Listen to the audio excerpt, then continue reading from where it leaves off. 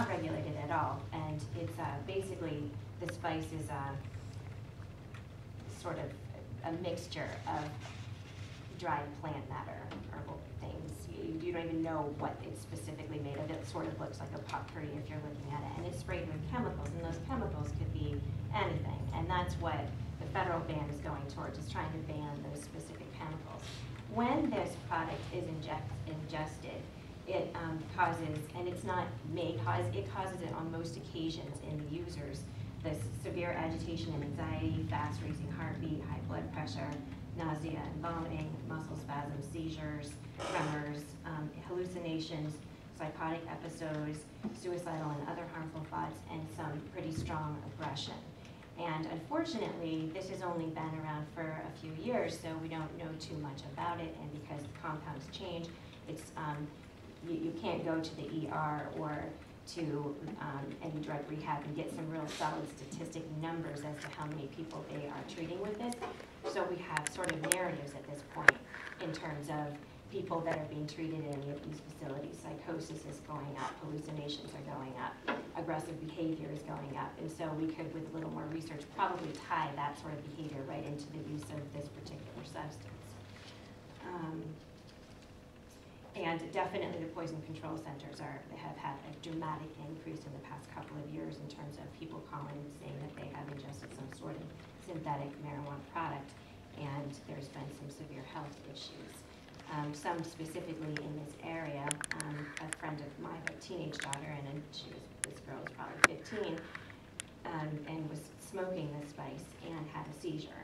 And another friend of mine, she has an adult son who was addicted to the substance for 2 years, was from another location, came to the Keene area, already addicted to the substance, found it at That Stuff and started using it there, and had several medical emergencies, and is now thankfully substance free and has been for the past several months, but had a very hard detox period, and was having seizures and difficulty breathing, catching breath, and a lot of aggressive issues. I also have a letter from someone local here whose daughter is currently incarcerated at the Cheshire County House of Corrections, and she's sort of displayed in this letter her journey with spice and the effects after being 47 days free of it.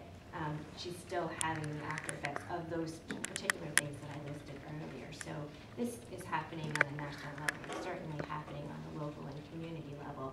And what's most concerning is that it's being legally sold through stores in the area, and efforts thus far by the police to be able to identify these substances and find shop owners guilty of possessing them and selling them has been proven to be difficult because the compounds are changing. You have to actually have this packet of this spice, get it to a lab. There's a lag time in that, and then to find out that maybe it does or maybe it doesn't have the compounds. But it is certainly, whether it has those compounds, it's still having the same effect on people that are using it. And in terms of the laws, we have the federal bans on just the chemical compounds. We have a state law that covers, it's illegal to use inhalants, toxic inhalants for the use of getting high. However, you may be able to use that law in these situations if you know that the substance was in fact on the banned list and that the person was inhaling it. Now, on the other end, in terms of selling it, it's very difficult to prove that a shop owner knows that they're selling this particular substance to someone for the purpose of using it illegally. And you would have to prove that they're selling that with the knowledge that they're giving it to someone whom they know is going to use it legally in order to get the shop owner in trouble for selling it. And the issues that we've been having in town is that these products are marked not for human consumption. And there's also, at the store down the street, there's a sign that says, if you infer, paraphrase, but if you infer that you're going to be using this for legal purposes, we won't sell it to you.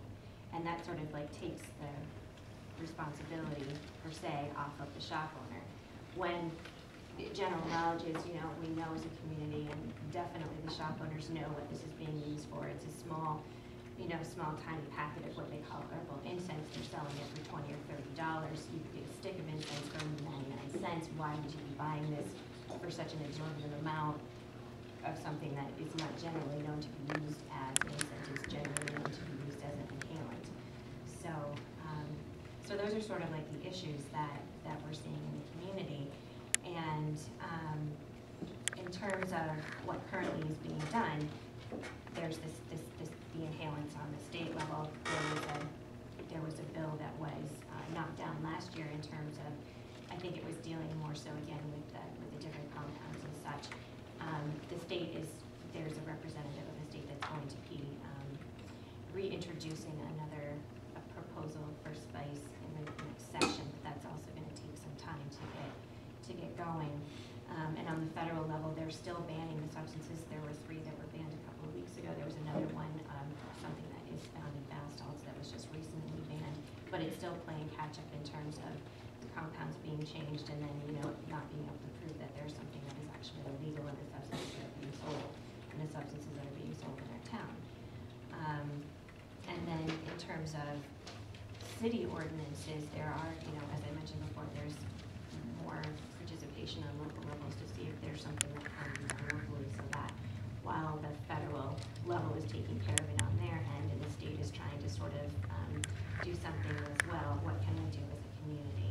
So not knowing exactly what we might be able to do, it was recommended to me that I bring some sort of plan, which is why I wrote the letter in terms of suggesting a ban with an ordinance on the specific substances.